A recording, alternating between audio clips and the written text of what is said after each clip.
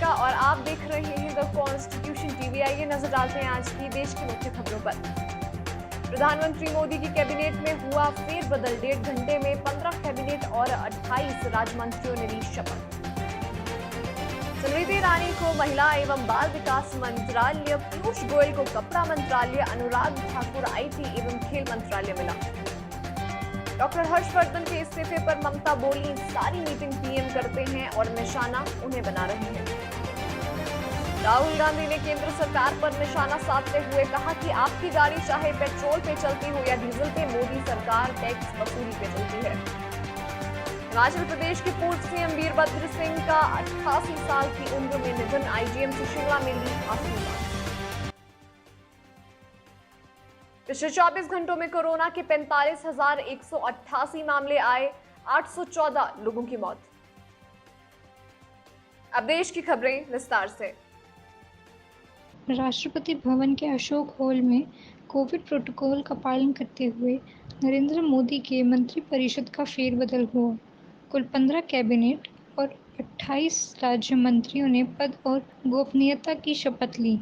इससे पहले केंद्रीय शिक्षा मंत्री रमेश पोखरियाल निशंक, केंद्रीय कानून मंत्री रविशंकर प्रसाद, केंद्रीय स्वास्थ्य मंत्री डॉक्टर हर्षवर्धन, केंद्रीय मंत्री प्रकाश जावड़ेकर, संतोष गंगवार, सदानंद गौड़ा, संजय धोत्रे, रतनलाल कटारिया और देबाश्री चौधरी ने अपने पद से इस्तीफा दे दिया।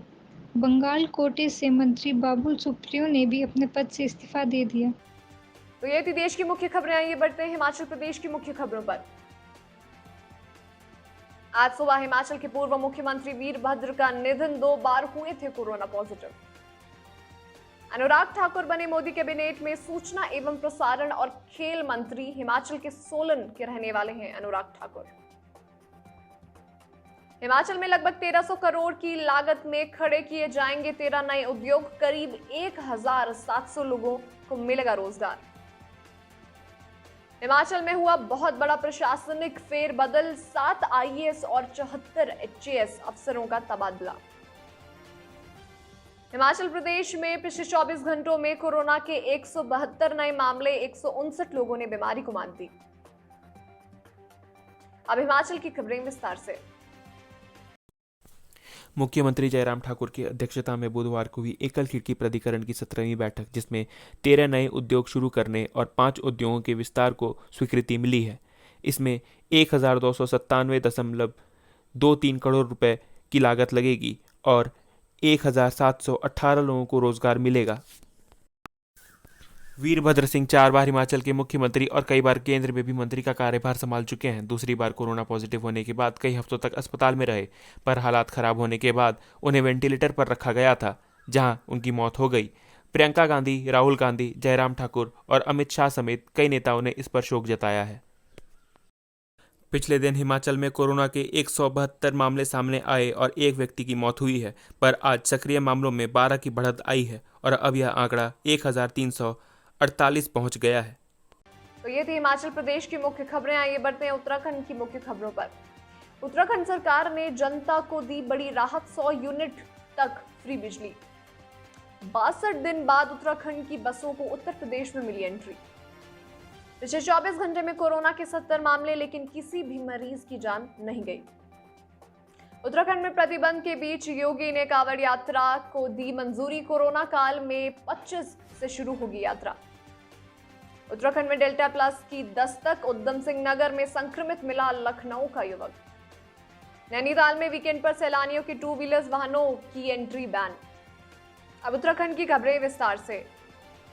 उत्तराखंड का ऊर्जा मंत्री बनते ही हरक सिंह रावत ने जनता को बड़ी राहत दी है। घरेलू उपभोक्ताओं को 100 यूनिट बिजली फ्री मिलेगी और 200 यूनिट तक 50% सब्सिडी देने का फैसला लिया गया है।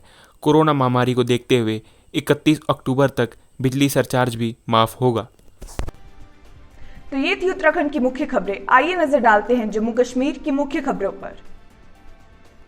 हिजबुल का टॉप कमांडर मेहराजुद्दीन ढेर कई आतंकी वारदातों को दिया था अंजाम।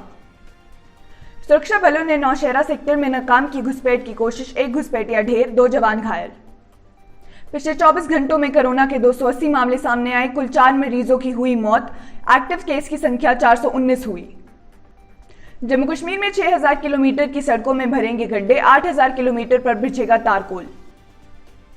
बीते 24 घंटे में मारे गए 5 आतंकी, सुरक्षा बलों को आईजीपी कश्मीर विजय कुमार ने दी बधाई। अब जम्मू कश्मीर की खबरें विस्तार से। सेना ने घुसपैठ की कोशिश को नाकाम कर राजौरी जिले में एलओसी से लगे एक पाकिस्तानी घुसपैठिया मार गिराया है, लेकिन 2 जवान भी घायल हो गए हैं। पाकिस्तानी आतंकवादियों के एक समूह ने राजौरी के नौशेरा सेक्टर में नियंत्रण रेखा को पार करके घुसपैठ करने की कोशिश की, लेकिन अलर्ट सेना ने घुसपैठ की कोशिश को नाकाम कर दिया। सुरक्षा बलों ने घाटी में हिजबुल मुजाहिदीन के टॉप कमांडर मेराजुद्दीन को मार गिराया है। हंदवाड़ा में हुए एनकाउंटर में सुरक्षा कर्मियों को ये बड़ी कामयाबी मिली है। मेराजुद्दीन घाटी में कई बड़ी आतंकी वारदातों को अंजाम देने में शामिल रहा है।